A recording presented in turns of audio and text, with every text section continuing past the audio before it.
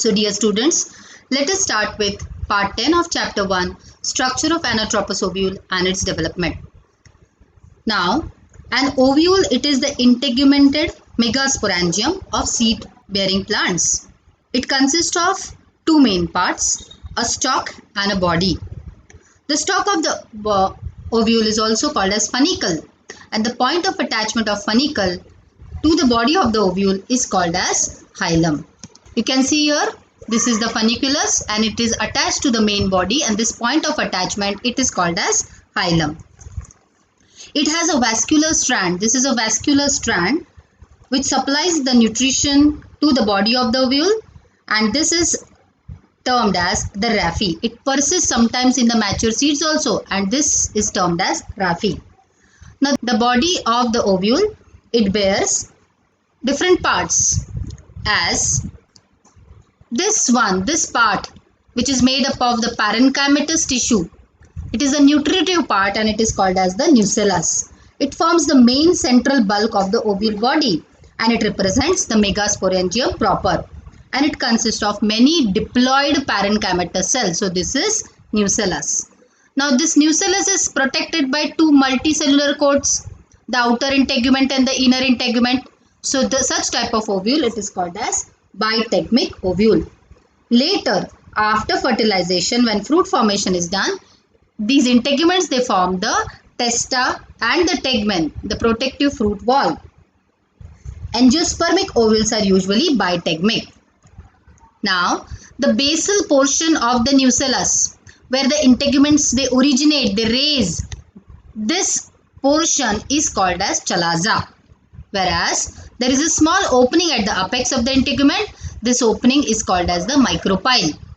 If the pollen tube enters through the chalaza gland, while fertilization, it is called as chalazogamy. If it is entering from the micropyle, we call it as porogamy. If the pollen tube sometimes enters through the integuments, we call it as mesogamy.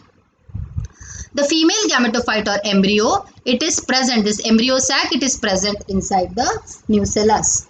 This embryo sac, it is oval in shape, it is haploid, okay, and it is situated little bit towards the micropylar end.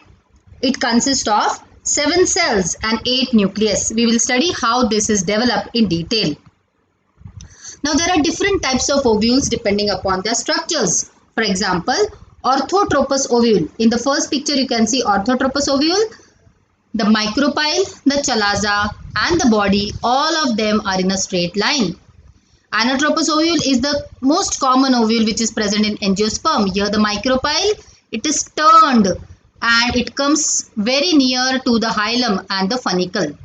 In hemianatropous, you can see that the micropyle and the body and the chalaza, they are in the straight line and the funicle is at 90 degree to it. In camellotropous, you can see the body is slightly curved. Of course, the micropyle is near the hilum or funicle. Of course, not as similar to anatropous, not so close, but yeah, it is closer. But here the body is curved in camellotropous. In amphitropous, you can see the nucellus or the body is forming horseshoe shape. Amphitropous, horseshoe shaped is the shape of the nucellus. In circinotropous, the funicle takes a complete turn. The ovule becomes everted, but it is everting after a complete turn of the funiculus. So this is circinotropous. Most common is the anatropous ovule. So can be asked in your NEET exams: orthotropous, anatropous, hemianatropous, camellotropous, amphitropous and circinotropous. We are going to study the development in the anatropous ovule.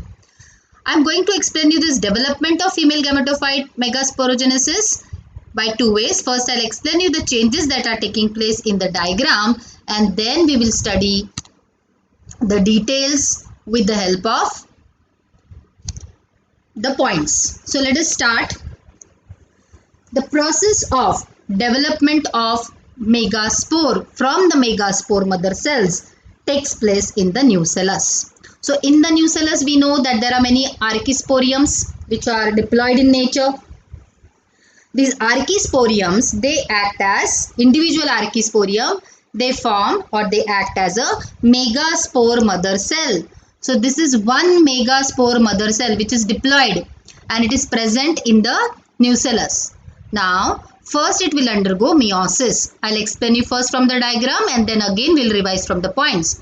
So this is megaspore mother cell which is diploid in nature. Where is it present? It is present in the nucellus. It will first undergo meiosis division.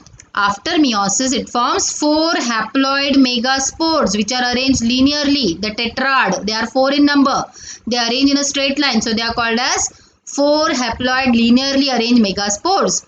The 3 which are towards the micropylar end, they degenerate. And the one which is towards the chalazal end, remember carefully, the one which is at the chalazal end, it enlarges and it will form the megaspore proper and it will start developing. So megaspore of the embryo is developed and it is haploid because it is a result of meiotic division. It now undergoes 3 mitotic divisions. After first mitotic division, you can see it forms one. It is initially having 1 haploid nucleus. After first mitotic division, it forms 2 haploid nucleus because it is followed by only karyokinesis. Cytokinesis does not take place. So here there are 2 nuclei. They are haploid and it is a single cell. Again after second mitotic, it gives rise to 4 haploid cells. After third mitosis, actually it gives rise to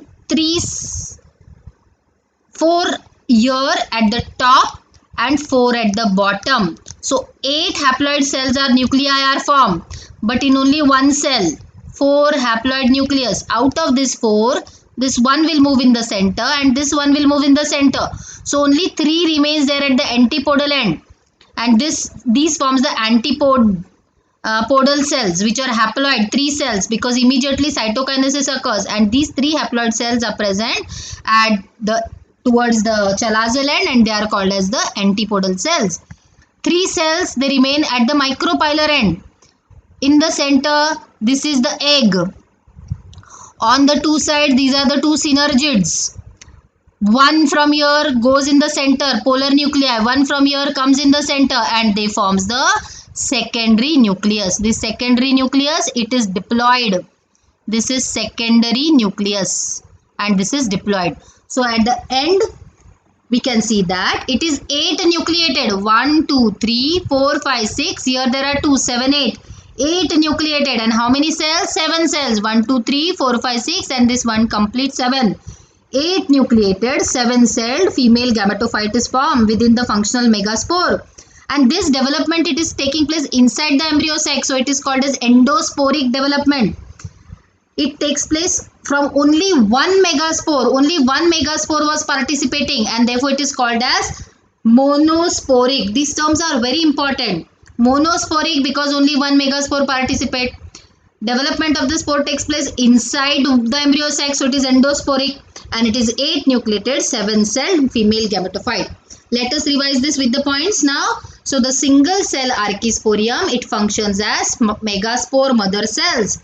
This megaspore mother cells undergoes meiosis and it forms tetrad. These are the tetrad which are linearly arranged. Then this is called as megasporogenesis. Here is very important point. In microsporogenesis, from one microspore mother cells, 4 microspores were formed. But here in megasporogenesis, one megaspore mother cell gives rise to only one finally because 3 are degenerating. Megaspores are generally arranged in a linear tetrad. Generally, chalazal megaspore remains functional. This is again an important point. Which megaspore remains functional? Chalazal. The 3 at the micropylar end, they degenerates. The functional fertile megaspore is the first cell of the female gametophyte. It enlarges, it will enlarge, it will get nourishment from the nucellus, enlarges, and then it undergoes free nuclear mitotic division, which is not immediately followed by cytokinesis. First mitotic division, how many nuclei are formed? 2 nucleus. Then how many are formed? 4. And finally, of the third mitotic, how many nuclei are formed? 8 nuclei are formed. So now there are 4 nuclei at each poles. At the upper there are 4, 1, 2, 3, 4. And at the lower end there are 4, 1, 2, 3, 4. So at each pole there are 4 nuclei. 1 nucleus from each pole comes to the center. Yes. So the 3 remains here, 3 remains here. From here 1 comes in the center. From here 1 comes in the center. And what do they form? They form the polar nuclei. This is followed by cellular organization. Yes, then cytokinesis takes place. They are divided, they are continuously, the cytoplasm divides and they are forming complete cells. These three at the top, they form the antipodals. At the chalazal end, this is at the chalazal end, antipodals, and this at the micropylar end. In the center there is egg, and these are the synergids. So yes, at the end, 8 nucleated 7-celled female gametophyte is formed. This development is endosporic because it is taking place within the embryo sac, and only one megaspore is participating, so it is called as monosporic. I hope you have understood the complete concept. Please revise it once again, and in the next PPT I will teach you about double fertilization. Thank you.